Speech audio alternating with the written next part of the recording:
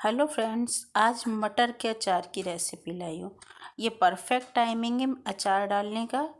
देखिए, मैंने यहाँ पर ये लगभग आधा किलो दाने लिए हैं और एक भगोनी में मैंने पानी डाल बॉईल होने रखा है। उसमें मैंने 1 चम्मच शुगर डाल दिए ताकि उस मटर का कलर प्रॉपर ग्रीन बना रहे, नहीं तो कलर चेंज हो जाता है।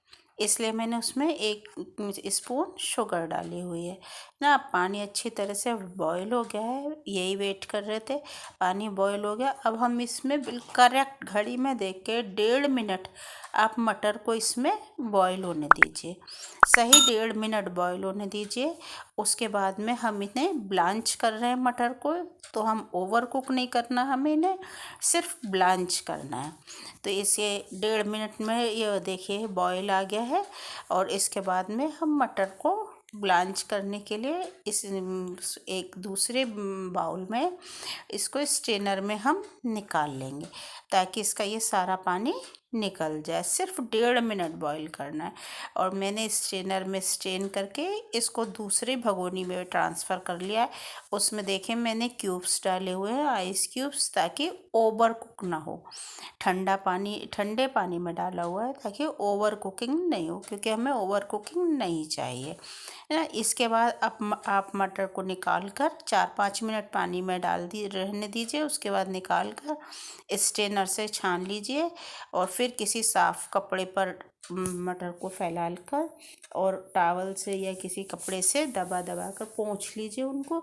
या 15 मिनट आप उन्हें पंखे में भी रख सकते हैं, जिससे उसका मॉइस्चर चला जाए, क्योंकि मॉइस्चर रहेगा तो अचार में प्रॉब्लम आती है। उससे मॉइस्चर चला जाए। मैंने तो ये टॉवल से दबा दबा कर निकाल लिया है इसका मॉइस्चर ना। ये परफेक्ट टाइमिंग है अचार बनाने की, क्योंकि अब ये मटर का सीज़न जा रहा है, मटर लगभग पकने लगी है, तो इसलिए ये परफेक्ट टाइमिंग है हमारा। और धूप भी अच्छी निकलने लगी है तो अचार अच्छी तरह से बन जाएगा और बहुत टेस्टी बनता है इसका अचार। देखिए, मैंने इसमें शक्कर के पानी में इनको बॉईल किया है, तो कलर कितना मस्त है, एकदम लग रहा है ना। बिल्कुल भी कलर में कोई फ़र्क नहीं आया है। अब हम एक पैन रख लेंगे और गैस ऑन कर लेंगे। इसमें साबुत धनिया डाला है मैंने, क्रश किया हुआ जीरा है और मेथी है, सब 1.5 चम्मच लिए हैं मैंने। और ये अजवाइन है। सारे मसाले 1.5 चम्मच लिए हुए हैं। जीरा, सौंफ, ये सब 1.5 चम्मच लिए हैं। और 8-10 काली मिर्च और 4-5 लौंग है। अब हम इनको रोस्ट कर लेंगे। ये सारे मसाले हमें रोस्टेड चाहिए, तो हम इनको हल्की आंच पर रोस्ट कर लेंगे। फ्लेम को ज़्यादा हमें नहीं हाई करना है, लो फ्लेम पर हम इन्हें रोस्ट कर लेंगे, ताकि अच्छी तरह से देखिए रोस्ट हो गए और बहुत अच्छी खुशबू भी आने लगी है। मसाले रोस्ट हो जाते तो हल्का सा कलर चेंज हो जाता है और खुशबू बहुत अच्छी आने लगती है। ये इसकी पहचान है। देखिए, सारे मसाले बहुत अच्छी तरह से रोस्ट हो गए। अब हम इन्हें जब ये रोस्ट हो जाए तब इसमें हम राई डालेंगे, मस्टर्ड सीड्स। सारे 1.5 चम्मच हैं, 1.5 चम्मच मैंने लिए मसाले। और मस्टर्ड सीड्स को मुश्किल से 15 या 20 सेकंड हमें रोस्ट करना है, इससे ज़्यादा नहीं। मैंने इसे एक बाउल में ट्रांसफ़र कर लिया है, क्योंकि हम इन्हें पल्स मोड पर दरदरा ब्लेंड करेंगे। हमें ये दरदरे मसाले चाहिए, साबुत नहीं चाहिए। देखिए, इस तरीके से मुझे ये दरदरे चाहिए। मैंने इन्हें दरदरा ब्लेंड कर लिया है। अब हम एक पैन रख लेंगे गैस पर और उसमें ऑयल गरम करेंगे।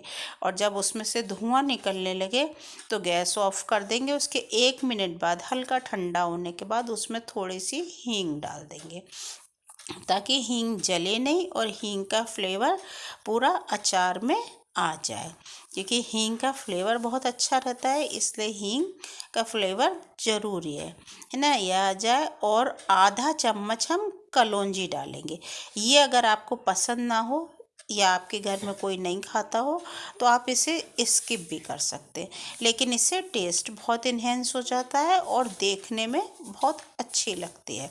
और हाँ, राई आप पीली वाली भी ले सकते हैं, बड़ी भी छोटी भी, जो आपके पास अवेलेबल हो वो आप ले सकते हैं राई।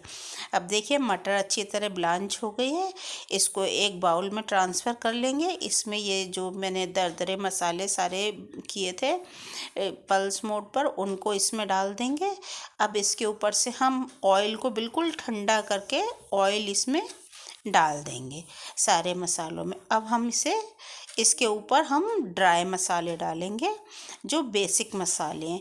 हल्दी डालेंगे, ये सब एक एक चम्मच डाल रही हूँ, एक चम्मच टेबल स्पून, एक चम्मच मिर्च है और ये 2 चम्मच है, ये 2 चम्मच कश्मीरी मिर्च है, इससे रंग बहुत अच्छा आता है।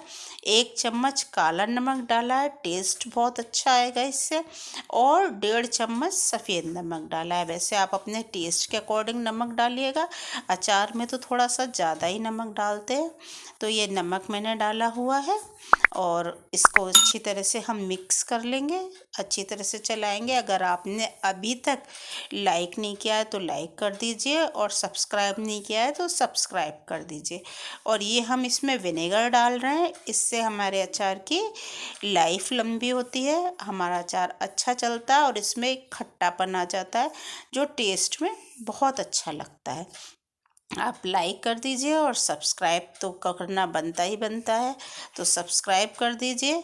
मैंने इसे 2 दिन तक, अचार तो हमारा रेडी हो गया था लेकिन इसे 2 दिन मैंने रखा है, रोज़ इसको चलाती थी मैं। अब देखिए, अब इसमें मसाले फूल गए हैं सारे, तो देखिए कितना अच्छा लग रहा है 2 दिन बाद ये। अब खाने के लिए ये बिल्कुल तैयार है। तो आप कब बना रहे हैं मिर्च का अचार? हम इसे किसी भी कंटेनर जार में, एयर टाइट जार में इसे ट्रांसफ़र करके रख लेंगे। आप कब बना रहे हैं मुझे कमेंट बॉक्स में ज़रूर लिखिएगा और ज़रूर बताइएगा। और कैसा लगा आपको बनने के बाद में ये अचार, तो मुझे आप इसे ज़रूर बताइएगा। ये हमारी हेल्थ के लिए भी बहुत फ़ायदेमंद होता है और टेस्ट तो बहुत अच्छा होता ही होता है। चलिए फिर मिलते हैं नए वीडियो में नई रेसिपी के साथ। Thank you.